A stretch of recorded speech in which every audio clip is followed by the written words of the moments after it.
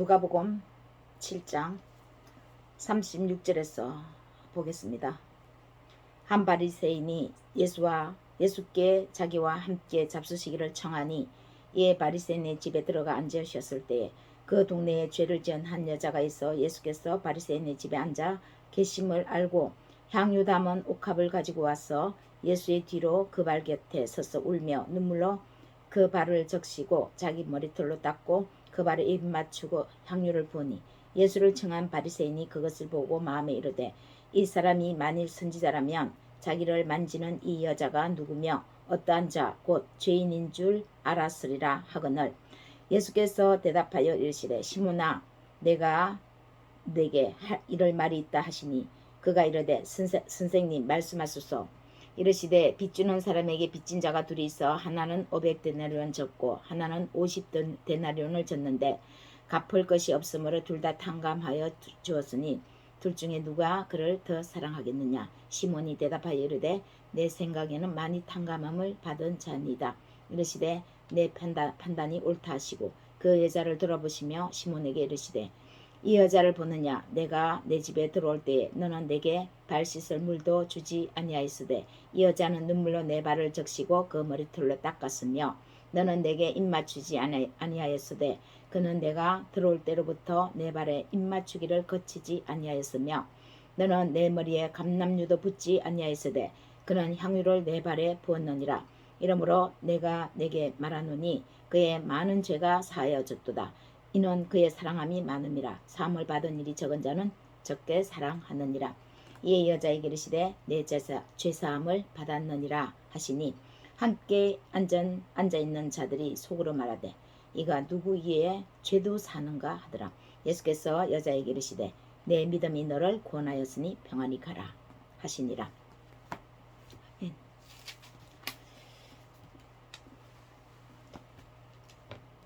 우리는 다른 사람의 마음이 어떻는지 잘 모릅니다. 그런데 다른 사람들이 행동하는 것을 보면서 어느 정도는 짐작합니다. 대충 이런 분은 이 사람은 이런 성향이구나. 저 사람은 저런 성향이구나. 또 어떤 사람이구나. 이렇게 대충 짐작하죠. 사람을 알아야 인간관계를 또 바르게 접근할 수 있으니까요. 오늘 이 본문을 성경 말씀을 보면 두 사람이 등장합니다. 한 사람은 바리새인이라고 하는 시몬이고 하나는 이 시몬은 율법 학자, 율법을 많이 아는 사람입니다. 그리고 또 한 사람은 한 여인입니다. 이 여인은 죄를 많이 지은 사람이라고 이렇게 표현합니다. 죄를 지은 한 여자라고 표현합니다. 우리가 어떤 빚을 진 사람이 있는데 한 사람은 빚진 사람에게 500데나리온을 졌고 한 사람은 50데나리온을 졌습니다. 그런데 주인이 그 두 사람 다에게 빚을 탕감하여 주었습니다. 전혀 빚을 안 갚아도 된다 라고, 빚은 없다, 이제부터 너희는 자유다, 이렇게 선포하는 거죠. 그러면 그 둘 중에 누가 빚을 탕감하여 준 주인에게 더 고맙겠습니까? 둘 다 똑같이 고맙기는 하겠죠. 그 빚을 탕감해 주었으니까요. 그런데 고마움의 그 정도가 똑같겠습니까? 한 사람은 500만 원, 한 사람은 50만 원, 10배 이상 차이 나지 않습니까? 당연히 500만 원을 빚진 사람이, 그 빚의 탕감을 받은 사람이 너무 고마운 겁니다. 500만 원 받은 사람, 탕감을 받은 사람은 어쩌면 그 500만 원 때문에 생명이 왔다 갔다 할 수도 있었을 것입니다. 그 500만 원 때문에 더 이상 살 소망이 없을 수도 있었습니다.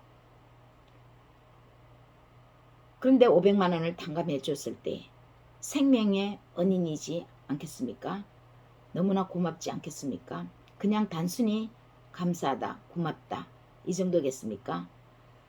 너무너무 고맙죠. 너무너무 감사합니다. 이렇게 인사할 겁니다. 그런데 50만 원 탕감을 받은 사람은 빚을 다 안 갚아도 된다고, 자유를 준다고 들은 그 말씀이 고맙고 감사하긴 하지만 죽을 만큼 감사하지는 않을 겁니다. 내 생명의 은인이라고 생각할 만큼 그렇게 감사할 정도는 아닐 겁니다. 바로 이 차이입니다. 시몬은 바리새인인데 50만 원을 빚을 탕감받았습니다. 그런데 이 한 여인은 500데나리온을 탕감받았습니다. 눈으로 딱 봐도 귀로 딱 들어도 차이가 나죠. 근데 둘 다 탕감함을 받았는데 이 바리새인인 시몬이 예수님을 초청했습니다. 그런데 자기는 초청할 만하니까 초청했는데 자기가 초청한 자기 집에 그 동네에 죄를 지은 한 여인이 들어오는 겁니다. 그리고 그 여인이 들어오더니 예수님의 발에다가 눈물을 흘리면서 눈물을 떨고서 자기 머리털로 발을 닦습니다.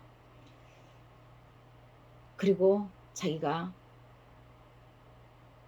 자기의 그 입을 가지고 입과 입끼리 마주치면서 인사하는 것이 아니라, 포옹하는 것이 아니라 감히 입에도 못 맞출 만큼,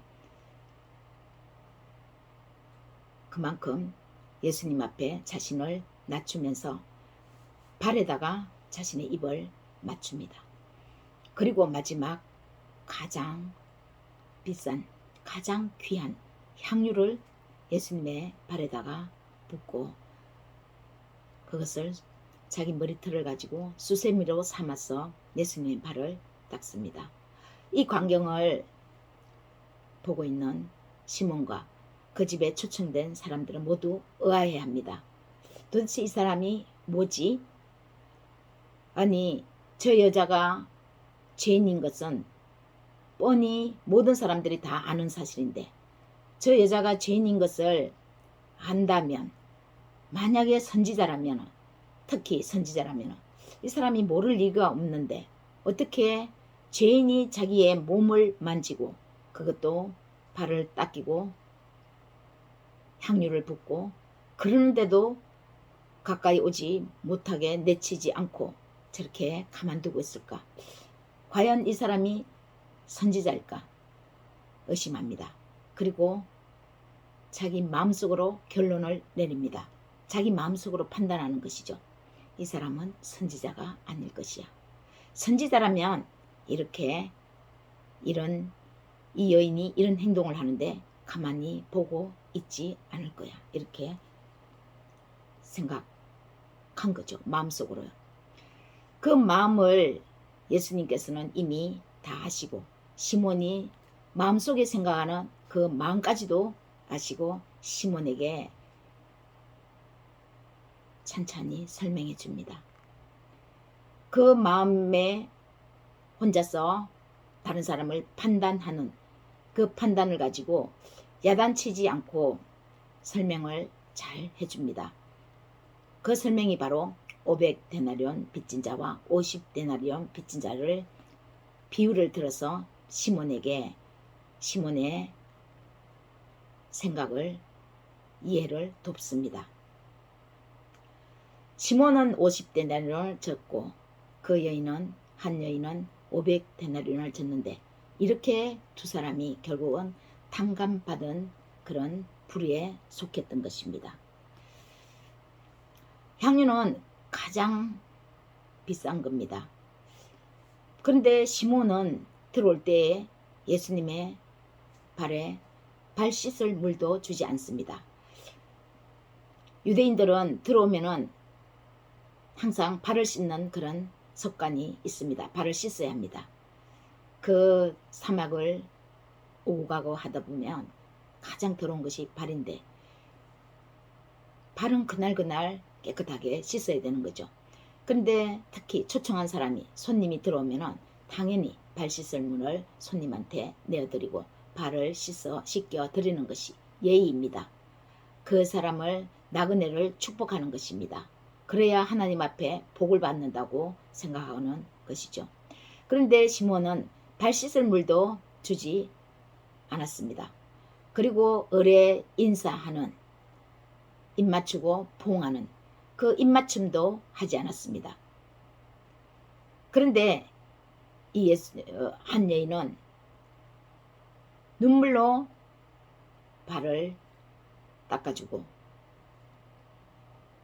그 발에다가 입을 맞추고 또 마지막에는 향유를 부은 것입니다. 향유는 결혼 지참금이라고 할 수 있을 만큼 가장 값진 것입니다. 시몬은 예수님이 감람류도 붓지 않았다고 합니다. 감람류는 대부분 머리를 매끈하게 기름칠을 한다든가 그럴 때 주로 바르죠. 외출할 때. 그래야 이 사람은 깔끔하게 단장을 했구나.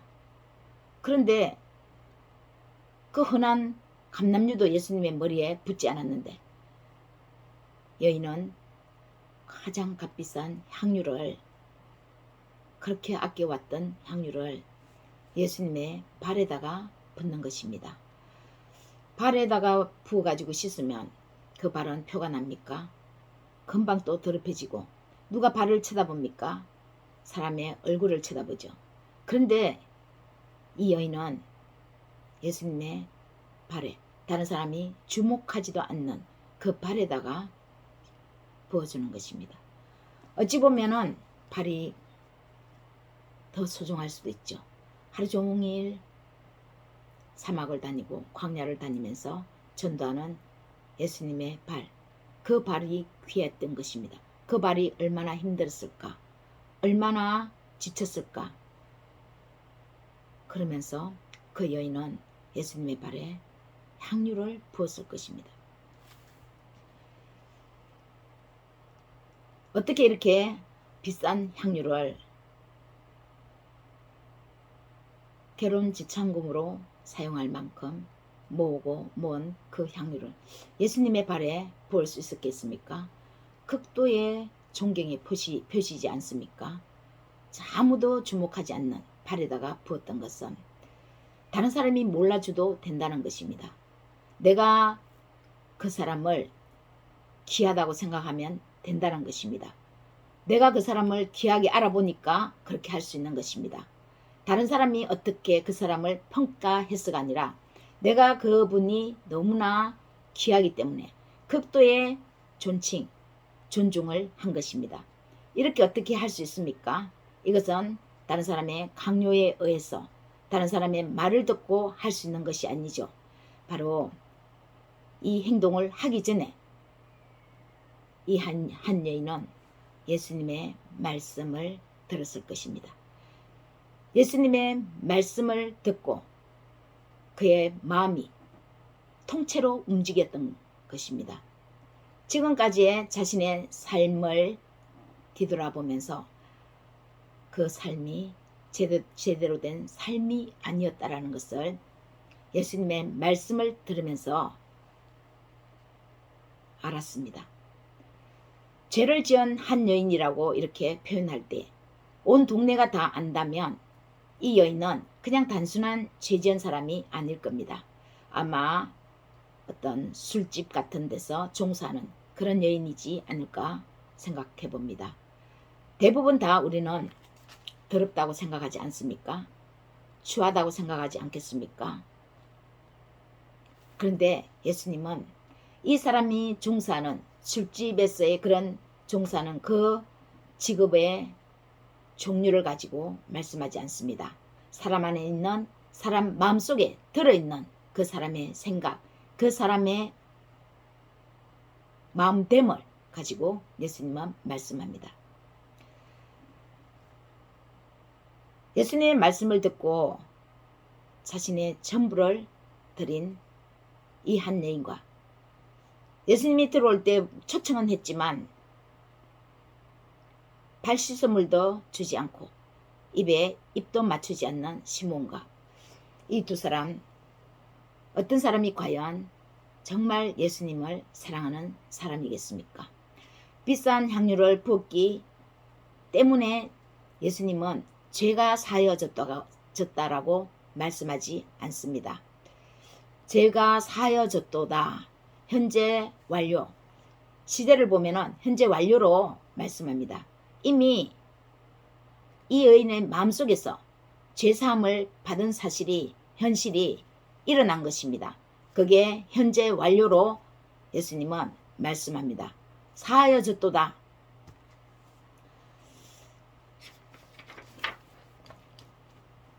시몬은 율법학자죠. 율법의 사람입니다. 율법 하면은 시몬하고 이 한 여인하고 비교를 할 수 없을 만큼 둘이가 차이가 납니다. 그런데 오늘 시몬한테 예수님은 아주 친절하게 꾸짖습니다. 50데나리온 빚진 자와 500데나리온 빚진 자를 찬찬히 설명하시면서요. 누가 더 그 주인을 사랑하겠느냐. 시몬처럼 자신에 대해서 잘 모르는 사람은 자신이 괜찮다고 생각합니다. 그래서 별 문제 없고 빚진 것이 별로 없다고 생각합니다.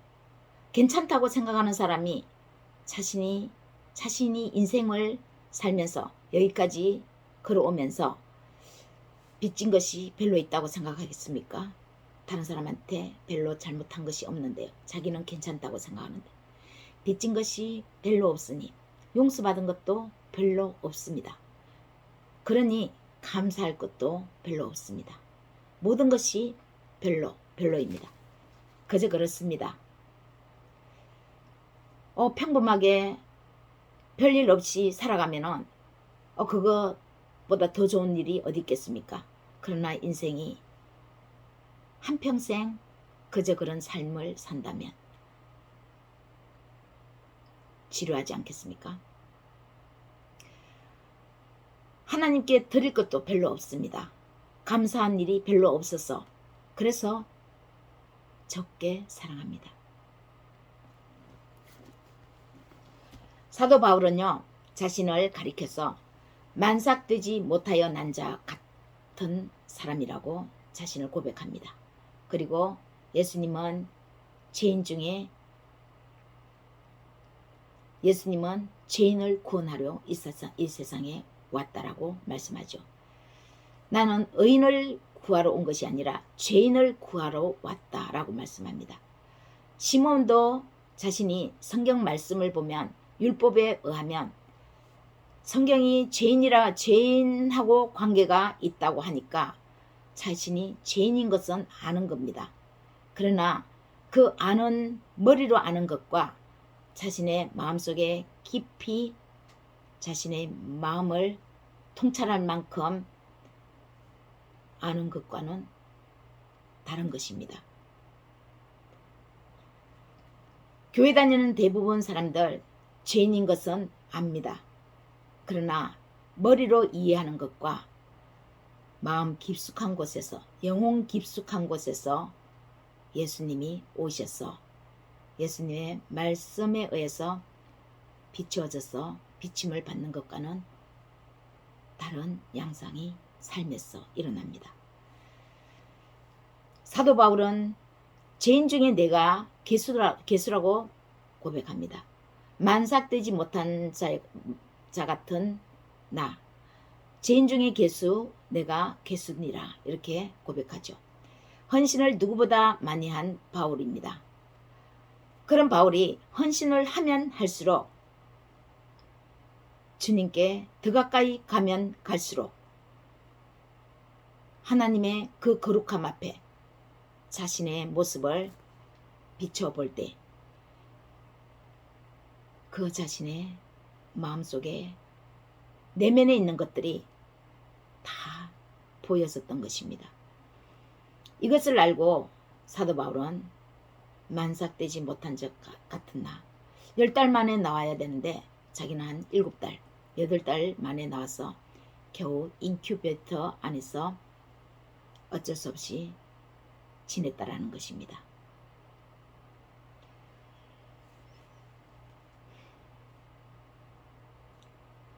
나는 어떠한 사람, 오늘 이야기 속에서 나는 어떤 사람과 닮아 있습니까?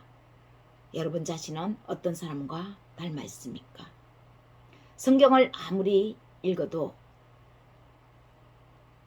내 마음에서 일어나는 내 삶의 방향이 바뀌지 않으면 시몬과 같이 자신은 괜찮다고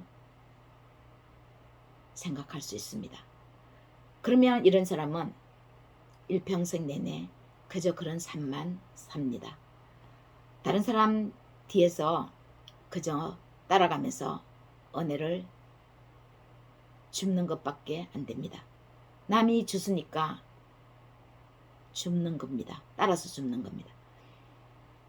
내가 먼저 은혜를 얻는 것이 아니라 다른 사람이 얻으니까 그것을 보고 따라가면서 얻는 거죠. 그러면 그 은혜는 비스무리한 은혜이겠지만 완전한 은혜가 될 수 없겠죠. 첫 번째 내 앞에 먼저 걸어가는 사람이 그 은혜를, 온전한 은혜를 다 받아서 나아가면 뒤에서 따라가는 나는 그냥 이삭 줍듯이 비슷한 모양을 줍는 것밖에 되지 않습니다. 한 여인은 자신을 주님의 말씀에 비추어 자신의 모습을 보았습니다. 바리새인인 시몬은 말씀을 들으나 다른 사람과 늘 비교해서 그나마 자신은 괜찮은 사람이라는 생각을 합니다. 율법은 사람을 변화시키지 못합니다. 율법은 옳고 그름을 구분합니다. 헛과 백을 가려냅니다. 옳고 그름, 헛과 백을 구분하지만 마음에서 우러나는 그런 감정은 율법은 해주지를 못합니다. 율법이 하는 역할입니다. 율법은 여기까지입니다. 그런데 사람의 인생 전체를 변화시키는 것은 예수 그리스도입니다. 예수 그리스도께서 오셔서 사람의 마음에 말씀으로 비춰주셔야 그 사람의 마음이, 우리 자신의 마음이 어떠한지를 알게 되는 것입니다. 하나님 앞에 그리스도 예수의 말씀으로 우리 자신을 환히 비추시기를 바랍니다. 하나님은 조금도 어둠이 없으신 분입니다. 그러나 율법은 이 어둠을 없애주지는 못합니다. 어두면 어둡다고 말할 뿐입니다. 옳으면 옳다고 얘기해 줄 뿐입니다. 간섭이 되는 거죠. 그러나 어둡다고 말해준 율법, 옳고 그름을 구분해준 이 판단, 이것을 우리는 판단하고 구분하지만 어두운 것을 쫓아내지는 못했는데 예수님이 들어오셔서 우리 마음에 오셔서 말씀에 의해서 이 어둠이 힘을 잃고 쫓겨남을 당하는 것입니다. 우리의 모든 죄가 밝히 드러나는 것은 사람 앞에서가 아닙니다. 어둠이 조금도 없으신 예수 그리스도 앞에서입니다. 긍정의 사람은, 긍정의 생각은 또 다른 긍정을 불러옵니다. 늘 부정적인 사람 옆에 가고 싶지 않은 것처럼 긍정적인 생각을 가진 사람 옆에는 사람들이 모여듭니다. 예수께로부터 변화를 받은 이 여인의 평안은 인생 전체의 평안을 불러왔습니다. 아낌없이 자신의 전부를 다 드릴 만큼 자신의 인생을 바꾸었습니다. 그래서 예수님은 이 사람이 어떤 직업에 종사했느냐 그것을 따지지 않습니다. 오늘부터 너는 하나님의 거룩한 자녀다. 내 믿음이 너를 구원하였다. 평안히 가라. 평안함을 받은 보냄을 받은 이 여인은 예수 그리스도 안에서 들어가며 나오며 하나님의 풍성한 생명을 얻는 것입니다. 하나님께서 주시는 모든 것을 기도함으로써 얻을 수 있게 되었습니다. 빛이신 예수님을 닮아 이 어두운 세상에 빛을 밝히는 하나님의 자녀 예수 그리스도의 제자, 또 우리를 친구라고 불러주시는 예수 그리스도의 친구가 되어야 합니다. 이런 사람이 되어서 하나님의 영광이 여러분 자신에게 또 저에게 나타나고 하나님께서 영광을 우리에게 주시고 또 우리를 통해서 하나님께서 영광 받으시기를 예수님 이름으로 축원하며 축복합니다.